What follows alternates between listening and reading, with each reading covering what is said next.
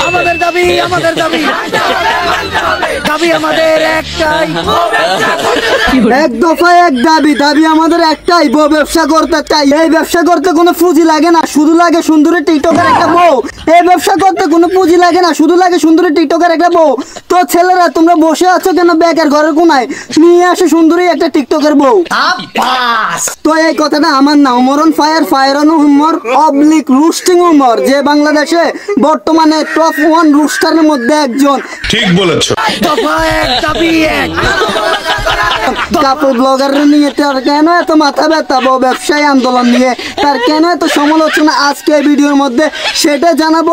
আজ বর্তমান সময়ে কাপড় ব্লগার এবং বউ ব্যবসায়ী নিয়ে যে আন্দোলন গঠিত হয়েছে বাংলাদেশের মধ্যে উমরন ফায়ারের মধ্যে, সেটাই আজকে উপস্থাপন করব। বউ ব্যবসা করতে চাই, আমি আপনার কথা ঠিক বুঝতে পারছি না, বিষয়টা একটু ব্যাখ্যা করবেন? ইয়েস বাঙালি। আজকে বউ ব্যবসায়ী নিয়ে এবং কাপড় ব্লগারের কাপড় কাপাকাপি ভিডিও নিয়ে আমি মানালি হাজির হয়েছি বর্তমানে বাংলাদেশে। যে কাপড় ব্লগারের নামে নষ্টমী না, মানে একটু নষ্ট ভিডিও হতেছে, সেটা ভিউ কামানোর আশায় উমরন ফায়ার যেটা বলে দিয়েছে এবং বাস্তব সমাজের বাস্তব জড়িত আমাদের দেশি সম্পর্কে উমরন ফায়ার যে ভিডিও করেছেন তার সম্পর্কে একটু রোস্ট মেরে দিব আমি মানালি। তাই বউ ব্যবসায় সম্পর্কে ভিডিওটা ফুল দেখলে, কাপড় ব্লগারদের ভিডিও দেখতে হলে ভিডিওটা ফুল দেখতে হবে আপনাদেরকে, কারণ এই ভিডিওতে অনেক রোস্টিং ভিডিও হবে উমরন ফায়ার এবং কাপড় ব্লগারদের নিয়ে। আসল ঘটনা শর্টকাটে কইয়া বিদায় হন। প্রথমত উমরন ফায়ার আমরা দেখতে পেরেছি ভিডিওর মাধ্যমে আন্দোলন করতে আছে, সকল গোষ্ঠীকে নিয়ে তিনি বউ ব্যবসায়ী করার জন্য নামতে আছে, যেন তার বউ ব্যবসায় সফল ও সার্থক হোক।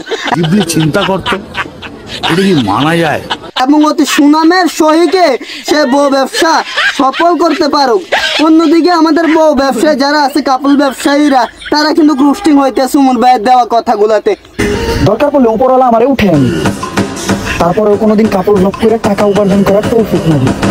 উমর ভাই কি কথা দিয়ে মাঝে মধ্যে ভিতরে দিয়ে গায়ে দিতে আছে, খুব কমায় দিতে আছে, তারা কিন্তু কাপড় ব্লগাররা বুঝতেছে না। কিন্তু উমর ভাই তার সফল ব্যবসায়িকদেরকে একত্রিত করে এবং কাপড় ব্যবসায়ীদের উদ্দেশ্যে কিন্তু কথাগুলো বলতেছে। প্রথমত আমরা দেখতেছি যে উমর ভাই প্রথম ভিডিও করে নিজের পেট শু করে বোর পেট শু করে না, তবে বোর পেট শু না করাতে ভিউ ঠিক মতো হইতেছে না, ইনকাম ঠিক মতো হইতেছে না, এখন চলবে কি করে, খাইবে কি করে, এমনিতে বউ একটা পালতে আছে, কোনো রুচি নাই। আর ওই সময়ে মাথায় একটা চিন্তা আইলো উমরন ফায়ারের, যে বউ নিয়ে একটা ভিডিও করব। তো বোর ফেস শু করে না, বউকে বুকরা টুকরা পরিয়ে ভিডিওর সামনে উপস্থাপন করলো, মানুষের মধ্যে আমরা ভিডিওতে দেখতে পেরেছি। তখন মানুষের একটু ভিউ দেওয়া শুরু করলো, উমরন ফায়ার একটু ভিউ পাইলো। তখন উমরন ফায়ার দেখতেছে আমার বউ যেহেতু বুকরা পরিয়ে আমার পাশে দাঁড়িয়ে আমরা ভিডিও করেছি, আর তাহলে বুকরা খুলিয়ে এবার ভিডিও করবো, আরো ভিউ বেশি পারবো, যত ভিউ তত টাকা।